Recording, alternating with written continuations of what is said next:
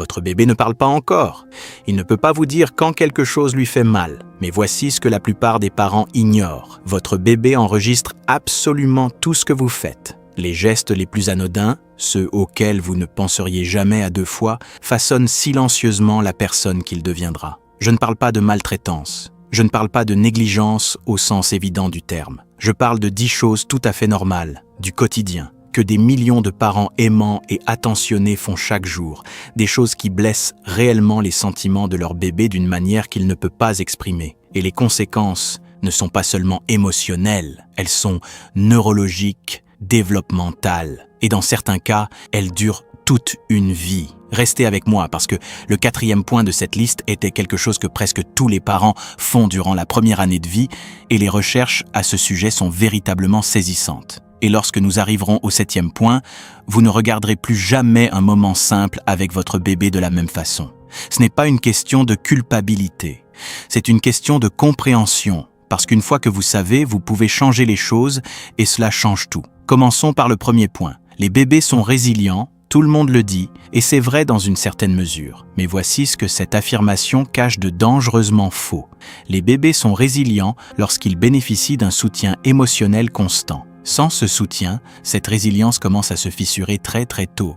La première chose sur notre liste est tellement courante, tellement acceptée culturellement, que la plupart des parents ne la considèrent pas comme nuisible. C'est ignorer les pleurs de votre bébé. Pas intentionnellement, pas froidement. Je veux parler de ce type d'ignorance qui se produit lorsque vous avez lu qu'il faut attendre quelques minutes avant de répondre pour apprendre l'indépendance, ou lorsque vous êtes épuisé et pensez que le bébé finira par se calmer seul. Mais voici ce qui est surprenant. Pour le cerveau d'un bébé, attendre n'est pas une action neutre. Lorsqu'un bébé pleure et que personne ne vient, son corps ne reste pas simplement là, tranquille. Son hormone de stress, le cortisol, monte en flèche rapidement. Et durant la première année de vie, des pics répétés de cortisol sans réponse apaisante d'un soignant altèrent littéralement l'architecture du cerveau en développement. Les régions responsables de la régulation émotionnelle, de la confiance et même de la formation de la mémoire sont directement impactées. Le docteur Alan Shore, l'un des neuropsychologues les plus reconnus au monde,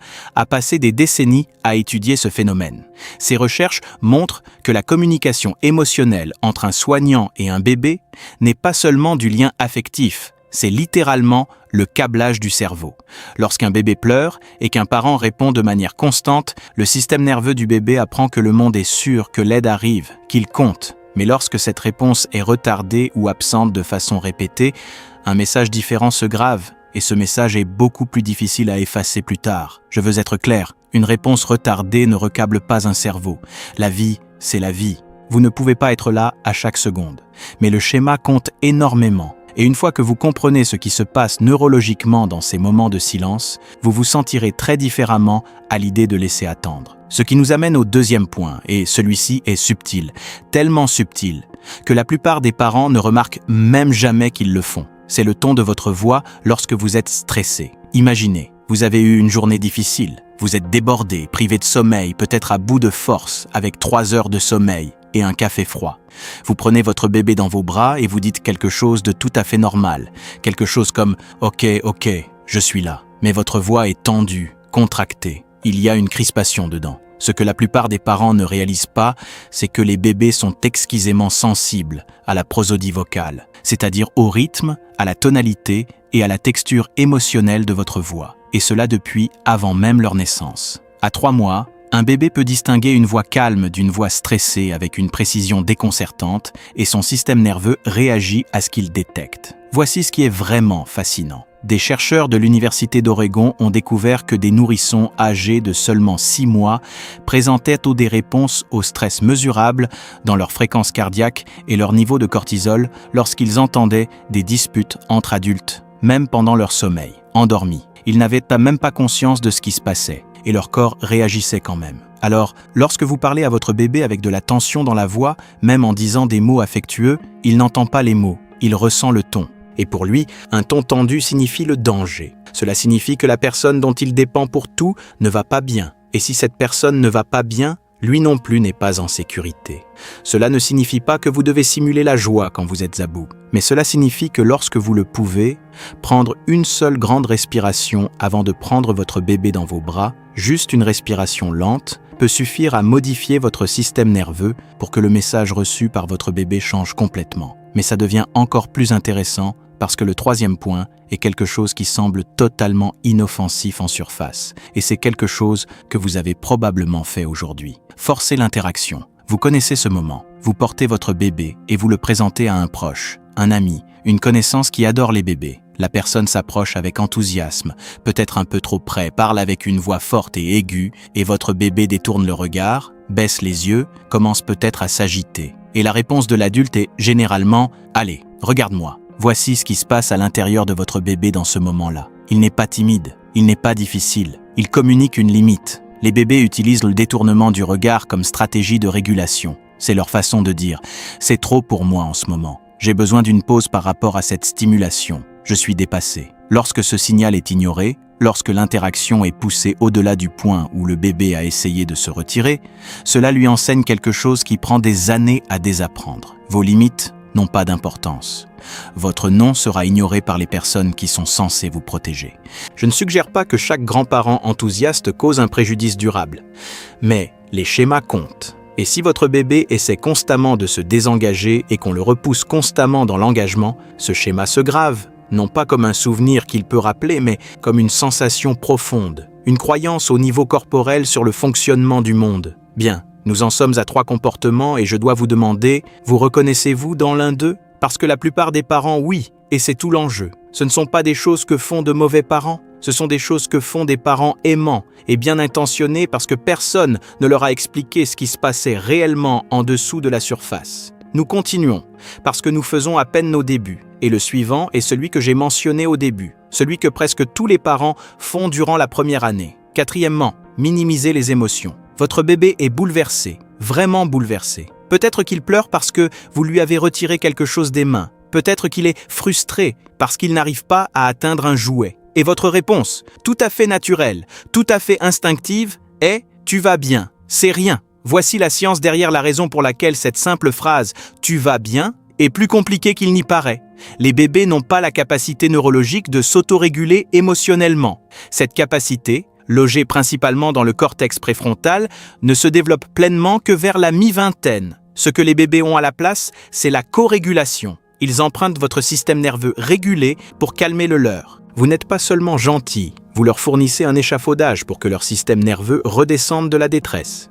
Mais lorsque vous minimisez l'émotion, lorsque vous dites « arrête de pleurer, c'est rien », quelque chose de différent se produit. Le cerveau émotionnel du bébé est activé, mais aucune co-régulation n'arrive. La détresse n'a nulle part où aller. Et avec le temps, le rejet émotionnel répété apprend à l'enfant que son expérience intérieure ne correspond pas à ce qu'on lui dit de ressentir. Cet écart entre ce qu'il ressent et ce qu'on lui dit de ressentir est l'une des premières graines de la dérégulation émotionnelle, de l'anxiété et des difficultés avec la confiance en soi plus tard dans la vie. Et étude après étude a montré que la désaccordance chronique, non pas la maltraitance, non pas la négligence, mais simplement le fait de ne pas refléter avec précision l'expérience émotionnelle du bébé est l'un des prédicteurs les plus significatifs des difficultés émotionnelles dans l'enfance et au-delà. Et voici la chose importante. Vous n'avez pas à résoudre leurs émotions. Vous avez juste à les voir. C'est tout. C'est toute l'intervention. Les voir, les nommer, change tout. Cinquièmement, et celui-là va vous faire réfléchir différemment à quelque chose que vous faites probablement chaque jour. Le temps d'écran, mais pas de la façon dont vous le pensez. Tout le monde parle des bébés qui regardent les écrans, mais ce sur quoi les recherches se concentrent maintenant, c'est quelque chose de beaucoup plus spécifique. Ce qui se passe quand un parent est sur un écran pendant qu'il interagit avec son bébé, ou plutôt quand il n'interagit pas vraiment à cause de l'écran.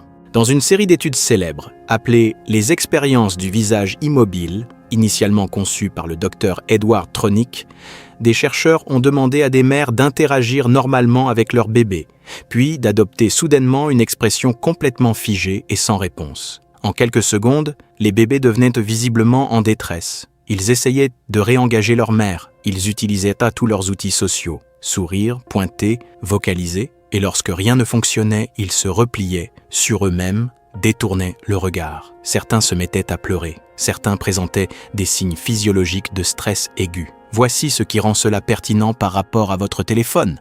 Lorsque vous faites défiler votre fil, vraiment absorbé par votre téléphone, votre visage se fige. votre réactivité chute, vous devenez, neurologiquement parlant, un parent au visage immobile. Et pour votre bébé, qui surveille constamment votre visage pour des signaux de sécurité émotionnelle, cette expression vide et absorbée par l'écran déclenche la même réponse de détresse. Ce n'est pas à propos du téléphone en lui-même, c'est à propos de comprendre ce que votre visage représente pour votre bébé. Votre visage est sa principale source d'information sur la sécurité du monde. C'est son miroir émotionnel, et lorsque ce miroir se fige, même brièvement, de façon répétée tout au long de la journée, cela s'enregistre. Revenons à notre liste. Sixièmement, la surstimulation. Et celle-ci est presque une épidémie culturelle. Nous vivons dans un monde qui traite la stimulation comme de l'enrichissement. Des jouets colorés, de la musique forte, des cours de bébé, des bacs sensoriels, des arches d'activité avec des lumières clignotantes, tout cela vient d'un endroit d'amour, du désir de donner à votre bébé tous les avantages possibles. Mais voici ce que la plupart des parents ne réalisent pas. Le système nerveux d'un nouveau-né ne peut traiter qu'une infime fraction des stimuli sensoriels que les adultes prennent pour acquis. Ce qui vous semble être un environnement normal, légèrement animé, une télévision allumée en arrière-plan, des gens qui parlent, le téléphone qui vibre, de la musique qui joue, peut être catastrophiquement écrasant pour le système nerveux immature d'un bébé. Les signes de surstimulation sont presque toujours mal interprétés. Les bébés qui sont surstimulés pleurent, arquent leur dos, se raidissent, détournent le regard, hoquettent, éternuent ou deviennent soudainement très vitreux et absents. Et la réponse parentale est généralement d'en faire plus de bercements, plus de paroles, plus de stimulation pour les distraire, ce qui aggrave les choses. Ce dont un bébé surstimulé a besoin est exactement le contraire de ce que l'instinct vous dit de lui donner. Il a besoin de pénombre, de calme, d'immobilité, d'un système nerveux calme à côté du sien, de moins, pas de plus. Septièmement, et je vous avais promis que celui-ci changerait votre façon de voir les moments ordinaires, alors allons-y. Ne pas narrer votre monde ensemble, cela semble étrange, alors restez avec moi. L'une des découvertes les plus significatives en psychologie infantile au cours des 2 dernières décennies est le pouvoir de ce que les chercheurs appellent les interactions de servir et retourner. Ce sont des moments où un bébé fait quelque chose, émet un son, pointe quelque chose, regarde un objet avec curiosité, et le soignant y répond, le reconnaît, suit le regard du bébé. Par exemple, vous lui dites « Oh, tu vois ça ? C'est la lumière, non ?» Cet échange, même avec un bébé qui ne peut pas répondre avec des mots, fait quelque chose d'extraordinaire. Il construit des connexions neuronales dans le cortex préfrontal à un rythme qui ne se produit tout simplement pas sans cela. Le développement du langage, l'intelligence émotionnelle, la fonction exécutive, tout cela se construit à travers ces minuscules moments décontractés et constants d'attention partagée. Lorsque ces moments sont manqués, lorsque le bébé pointe et que personne ne regarde, lorsque le bébé vocalise et n'obtient aucune réponse, lorsque la curiosité n'est pas reconnue, les voies neuronales qui étaient prêtes à se former ne se forment tout simplement pas. Le cerveau passe à autre chose, et la fenêtre d'opportunité, sans être définitivement fermée, se rétrécit. Le centre de Harvard sur l'enfant en développement appelle les interactions de servir et retourner l'interaction la plus importante du développement précoce. Pas les jouets, pas les cours, pas les vidéos éducatives, la réactivité face à face, dans le moment présent, d'un soignant qui remarque ce que son bébé remarque. Huitièmement, les séparations soudaines sans transition. Vous partez au travail, vous devez confier le bébé à quelqu'un d'autre, et vous vous esquivez discrètement parce que quelqu'un vous a dit que c'est mieux, que ça évite les pleurs, que ça évite le drame. Voici ce qui se passe réellement quand vous faites cela. Le bébé joue, et bien, et puis, sans avertissement, la personne à laquelle il est le plus neurologiquement ancré, la personne dont il connaît le battement de cœur depuis avant la naissance, disparaît simplement. Aucune transition, aucun avertissement, aucun au revoir, juste une absence là où il y avait une présence. Pour le système nerveux d'un bébé, ce n'est pas seulement surprenant, c'est alarmant.